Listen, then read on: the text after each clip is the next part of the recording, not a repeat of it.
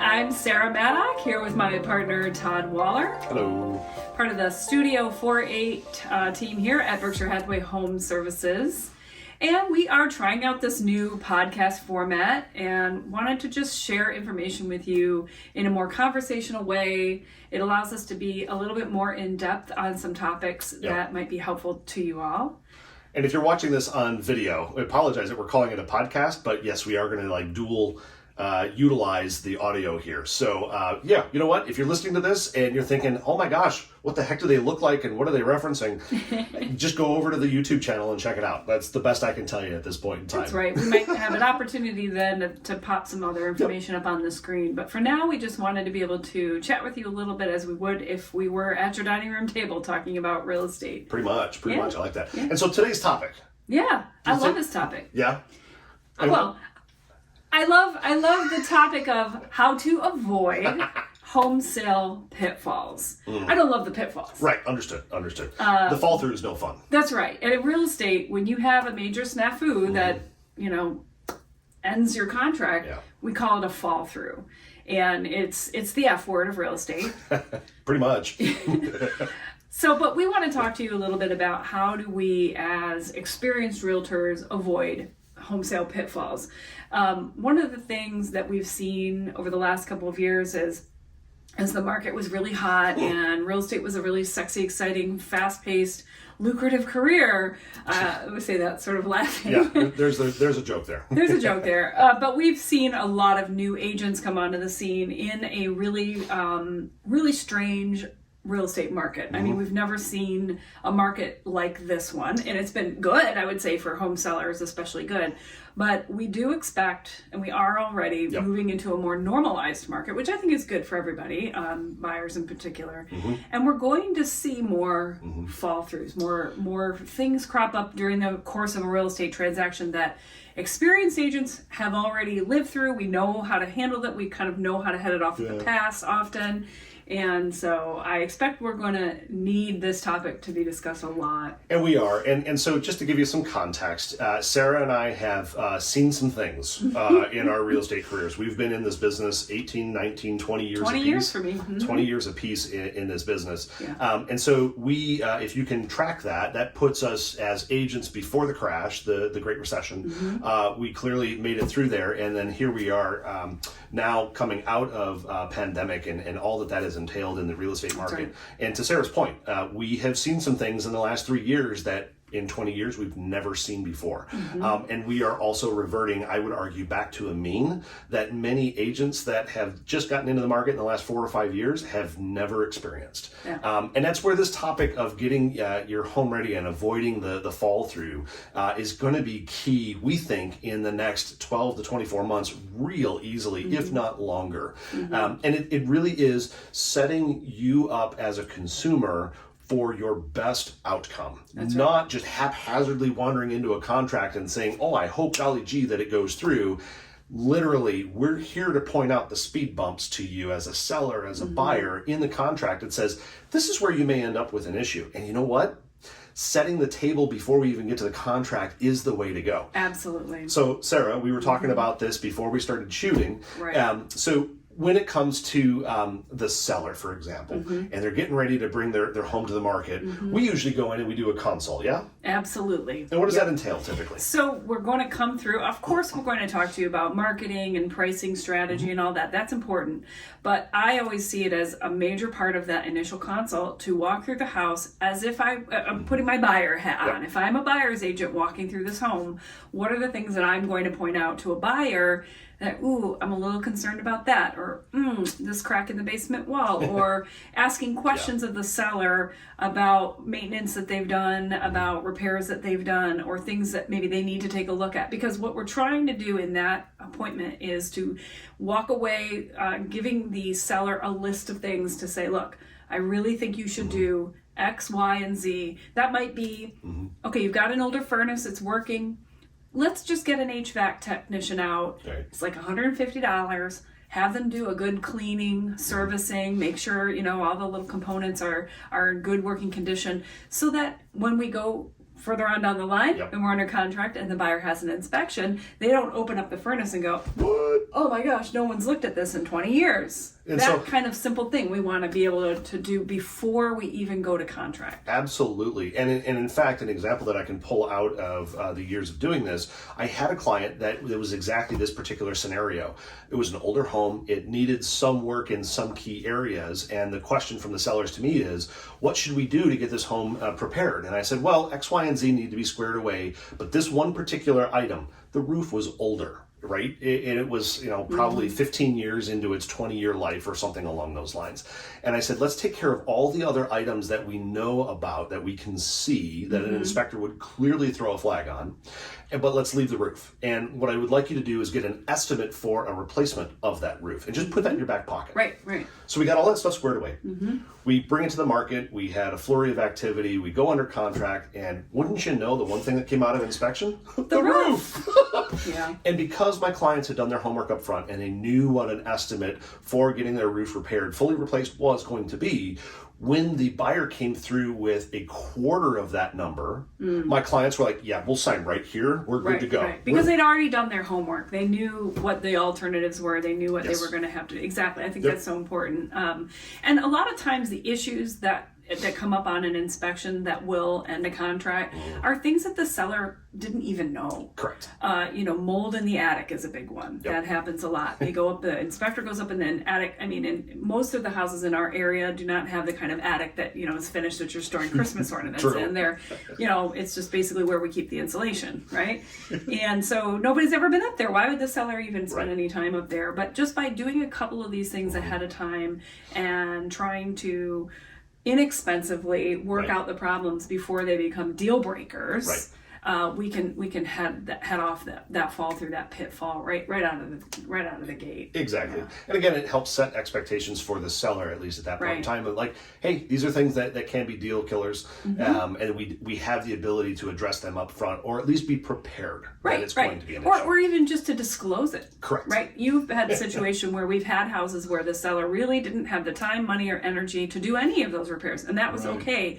But at least we knew in advance, and we could forewarn the buyer and say, look, we have priced the house accordingly, knowing that it needs a new roof, or knowing that, there are these three big issues, and we're disclosing it to the buyer so that they understand what they're walking into.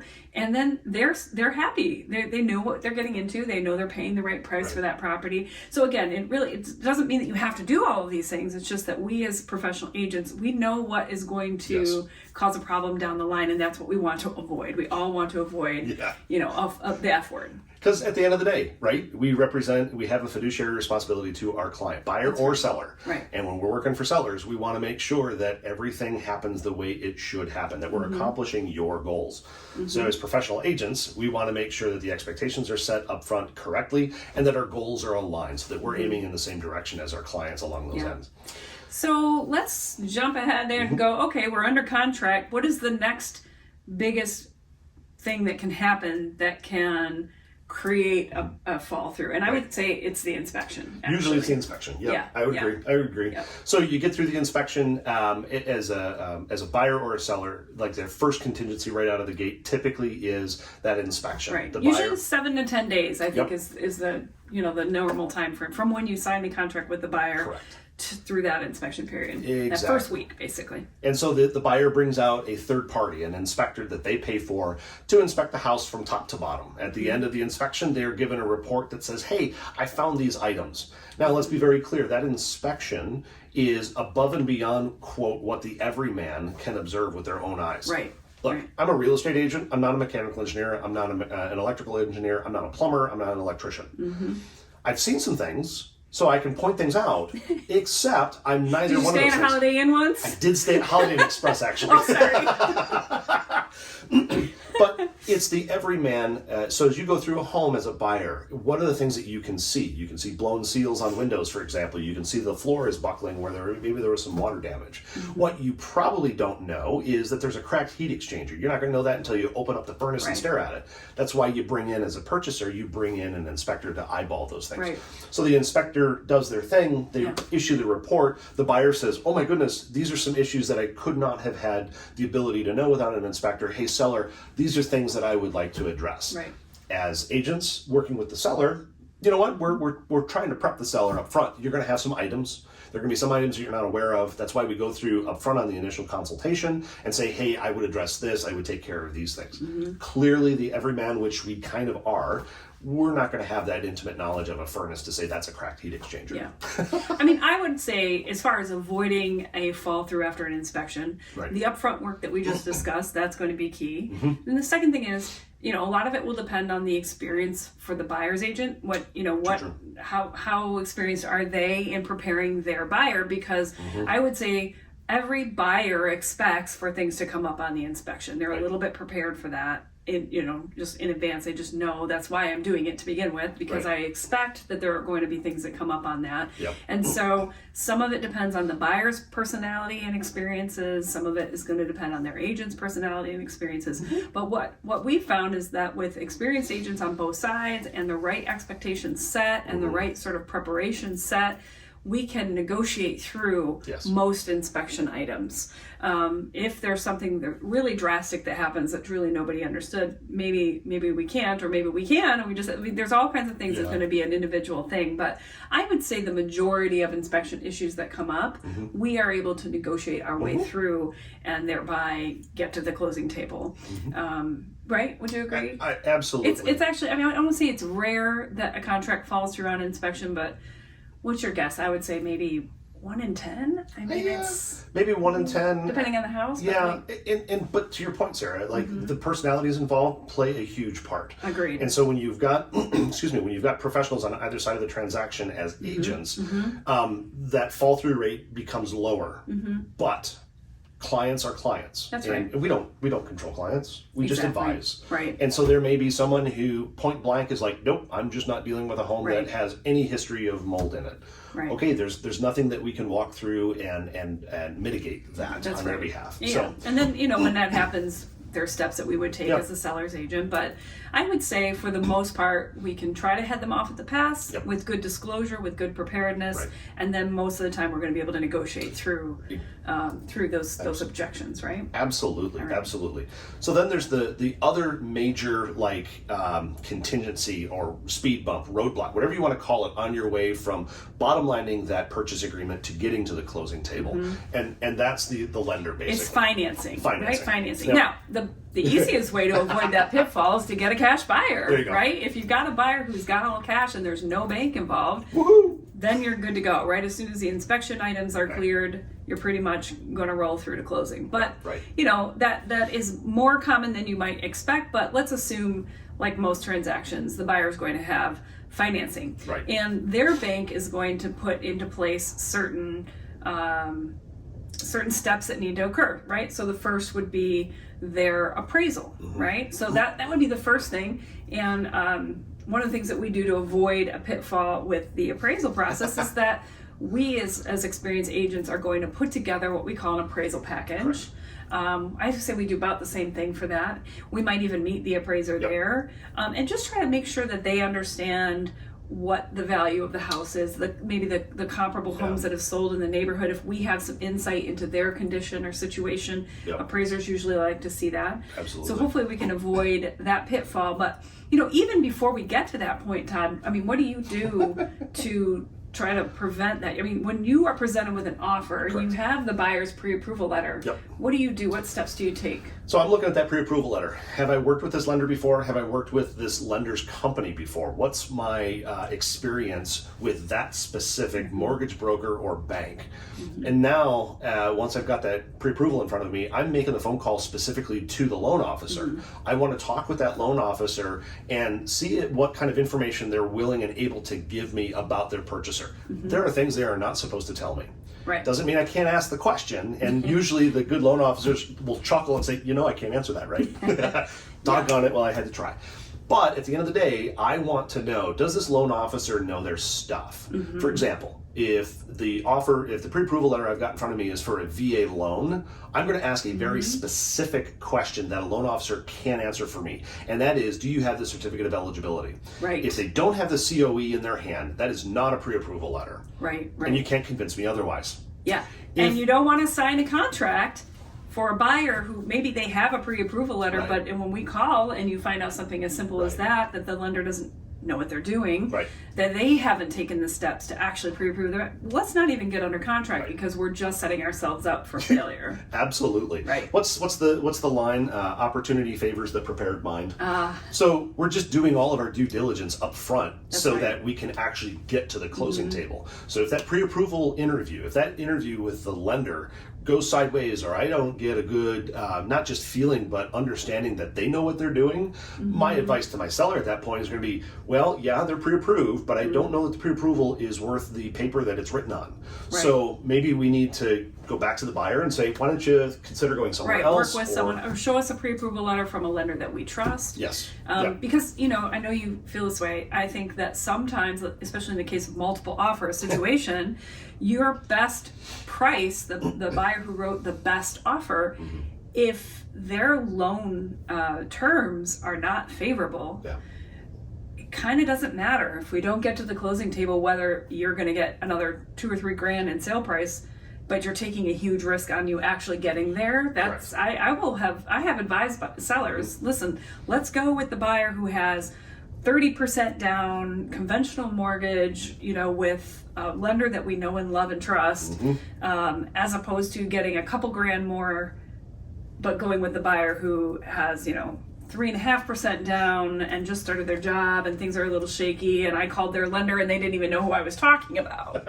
I mean, this is a way to avoid a pitfall. I mean, we want to have a good, solid buyer, because if they're getting a mortgage, we can't control that. And frankly, it's almost worse, I would say, don't you think, when it falls through because of the buyer's financing versus the inspection. I think sellers kind of think like they're so scared of what's going to come up on the inspection that they're worried about that. But really, if it falls through because of the mortgage, you've wasted possibly 30 days. I mean, you could have been on the market a whole month longer than you expected to be, and that's really devastating. It's really difficult. And I would argue kind of borderline embarrassing if you got to that point. You feel bad for the purchasers, of course, at that point in time, because clearly great information has not been put at their fingertips. And you feel really bad for the sellers because, as to Sarah's point, you've removed that property from the open market for upwards of 30 days waiting for that appraisal to come back, or the underwriter for the loan to do their thing and say, no, we're not going through with this. So one thing that you asked Sara was like, what do you do to prepare for that appraisal on the selling side in particular? One of the things that I think you and I are in agreement on is, as listing agents working with sellers, one of the things that we do, I think, very well to set our sellers up for success is upfront pricing.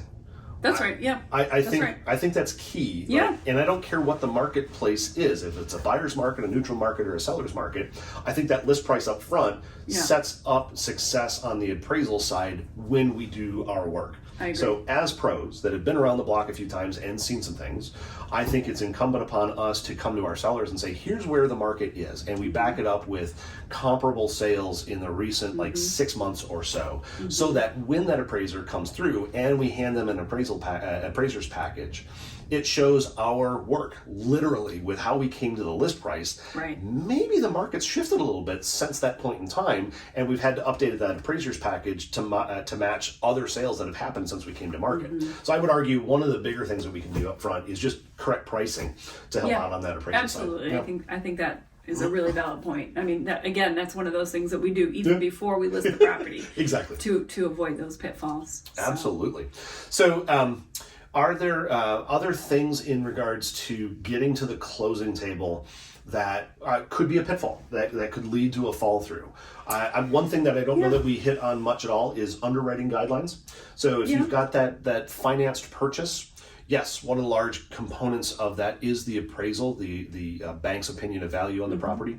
There's this black box called underwriting that not so much recently, but in the between times, between the recession and our pandemic timeline, underwriters kind of got a little bit squirrely.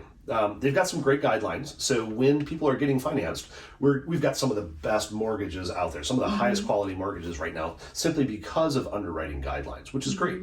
But every now and again, an underwriter gets just something stuck in their craw, and they need to get, where did this 25 cents come from? These things that are unpredictable.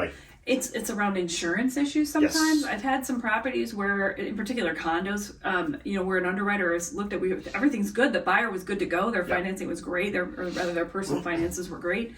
And then it got to underwriting and they said, oh, we can't insure this because it's an unusual building configuration or it's in the floodplain or something. I would say when that happens, sometimes if we just flip it to another lender, they can work it out. Maybe they'll do a portfolio loan. That's something we can have not weird, but unusual underwriting issues can happen. Sometimes things just happen. Yes. It's rare, but I think I often use as an example, like I had buyers years ago.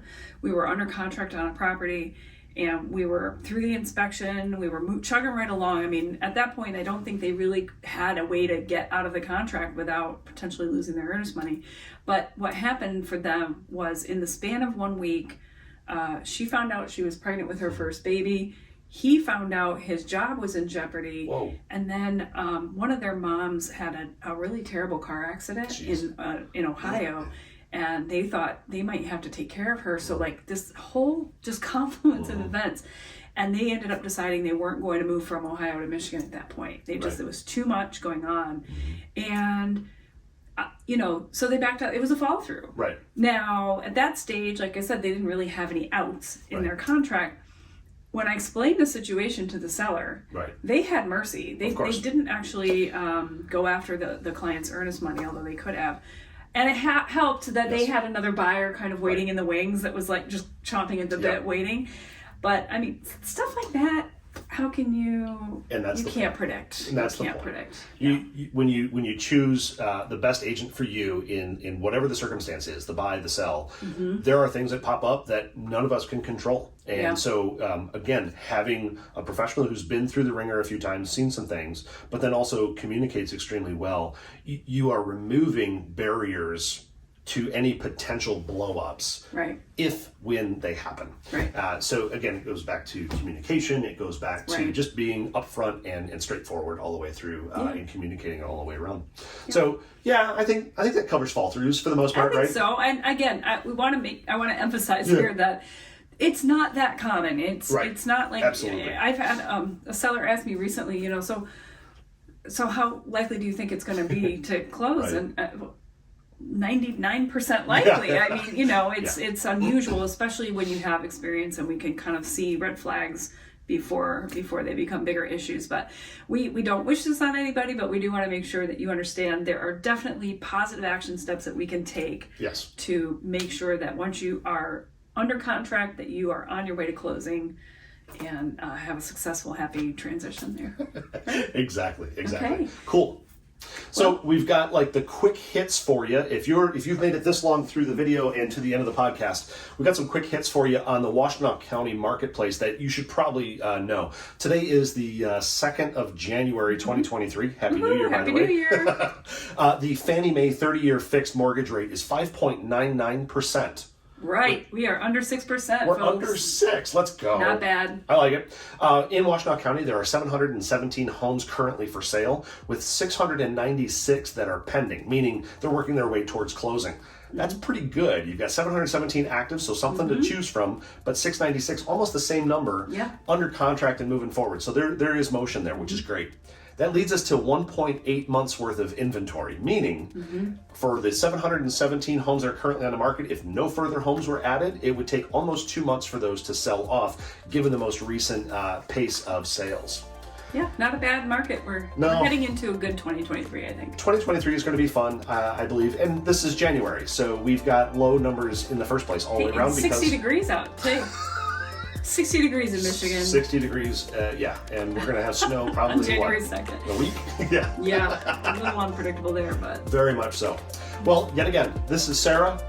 I'm Todd. We're with Studio 48. We're here to recreate real estate. Thanks for listening.